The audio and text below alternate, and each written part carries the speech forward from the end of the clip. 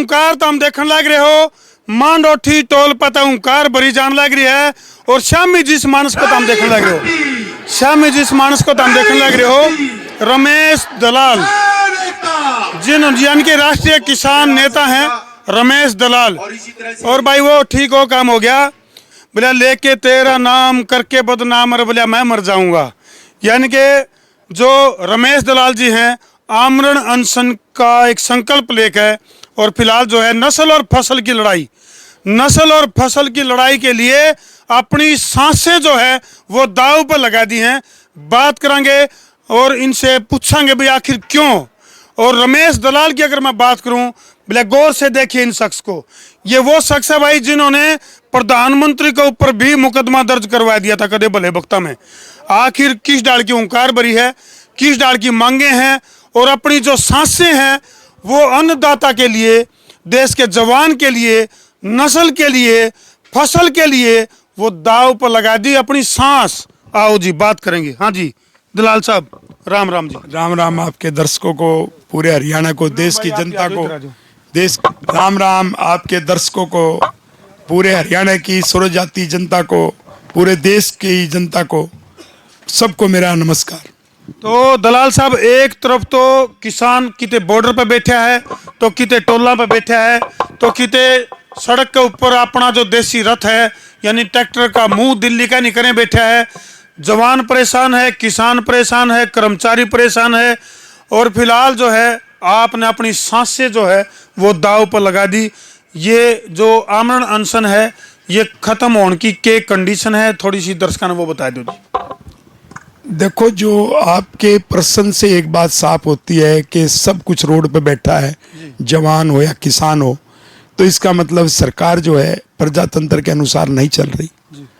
जब प्रजातंत्र के अनुसार नहीं चल रही तो एक ही रास्ता बचता है कि महात्मा गांधी के सत्याग्रह का सहारा लिया जाए। महात्मा गांधी ने जब अंग्रेजों से टकराए तो गोलियों से कब तक हम अपने लोगों की शहादत दिलवाते रहेंगे। इस किसान आंदोलन में, पहले किसान आंदोलन में भी हमारे काफी लोग मरे। 2016 के जाट आरक्षण में दो जातियों को आपस में भिड़ा करके और अपने असामाजिक तत्वों को भेज करके, और जिस प्रकार का सड़कों पर तांडव हुआ उसको रोकने के लिए अहिंसा का आंदोलन ही एक सहारा मुझे दिखाई देता था।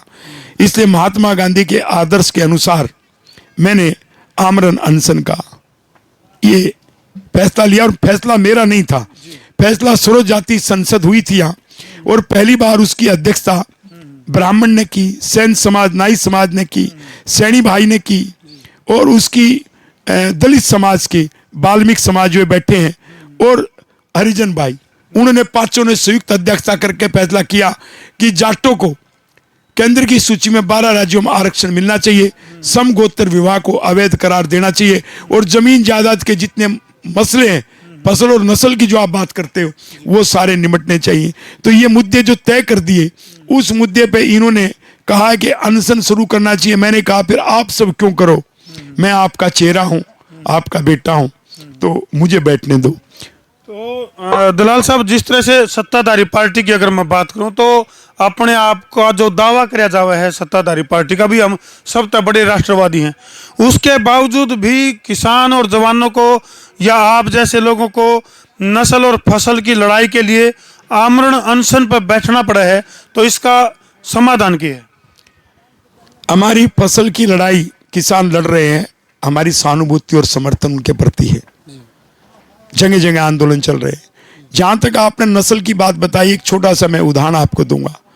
प्रधानमंत्री जब राष्ट्रीयता की बात करता है या सनातन धर्म का हितैषी होने की बात करता है, तो मैं माननीय प्रधानमंत्री से एक प्रश्न पूछता हूं कि प्रधानमंत्री जी, ये प्रथा समगोत्र में विवाह की, चाचा की लड़की भाई की लड़की से विवाह की, तो मुसलमान की है, सनातन धर्म की तो नहीं है। तो प्रधानमंत्री जी, आप पे पहली बार प्रश्न चिन्ह सनातनी होने पर लग रहा है। हम ये कह रहे हैं कि जो वैज्ञानिक एक खोज है कि उसी में यदि आपस में उसी खून में रिश्ते होंगे, उसी डीएनए में होंगे, तो निश्चित रूप से अपंग बच्चे पैदा होंगे, उनकी उम्र कम होगी। तो प्रधानमंत्री जी, जब आप सनातनी हैं, या तो सनातनी का से आपका चेहरा उससे बेपर्दा हो रहा है, बेनकाब हो रहा है, और सनातनी तो रमेश दलाल है, जिसने अपना जीवन भी दांव पर लगा दिया। समगोत्र विवाह को अवैध करार देना चाहिए। बहन भाई के रिश्ते को क्यों आप बढ़ावा दे रहे हैं? इस कानून में संशोधन क्यों नहीं होता? क्यों हमें मुसलमान की संस्कृति पे भेज रहे हैं? तो सनातनी है तो हमारी बात का जवाब दें और हमारी बात को मंजूर करें। दलाल साहब, मारदर जो जानकारी है कि क्योंकि 1 मार्च से आप अनशन पर बैठे हो, लगातार तबीयत की अगर मैं बात करूं तो उसमें भी चुनौती है, क्योंकि उम्र की अगर मैं बात करूं तो तजुर्बा भी काफ़ी है। लगातार लंबी संघर्ष की लड़ाई, आपने कई सारी लड़ाइयां लड़ी हैं। इवन जो प्रधानमंत्री हैं देश के, उनके ऊपर भी मुकदमा दर्ज करवाने का रिकॉर्ड जो है वो आपके नाम है। तो किस तरह की आपको लग गया कि भाई ये जो आपकी लड़ाई है इसमें कौन कौन लोग आपका साथ देंगे? क्योंकि थोड़ी देर पहले मैम के जो निर्दलीय विधायक हैं वो भी आपके पास पहुंचे थे और उन्होंने प्रयास किया और आपको कहा भी था कि भाई भूखे रह के लड़ाई ना लड़ो आप, क्योंकि देश का अन्नदाता किसान कम्युनिटी से हो आप भी, तो मतलब भूखे मर के यह लड़ाई जीती जा सके। देखिए, 2016 के आरक्षण के दौरान जाट जाति ने कोई तांडव नहीं किया था। असामाजिक तत्वों को भेज करके, उनको भड़का करके और ये तांडव करवाया गया।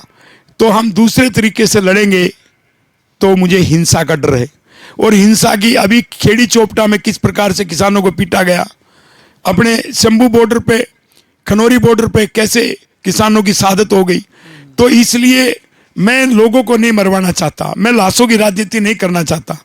इसलिए आमरण अनशन महात्मा गांधी का यही हथियार जिताएगा। और रमेश दलाल जब आज तक 55 से ज्यादा लड़ाई वो किसी भी प्रांत में जाके लड़ा, जिसको दिल्ली में को कई बार बंद करने का भी रिकॉर्ड है, वो रमेश दलाल हारेगा नहीं। यदि मेरी जीवन हार गया तो लोग जीतेंगे, तो रमेश जी, जीवन हार गया तो लोग जीतेंगे। इसलिए मैं आपको एक बात कह रहा हूं, अब ये लड़ाई बुझेगी नहीं। ये लड़ाई है सत्य की। सत्य की क्यों है?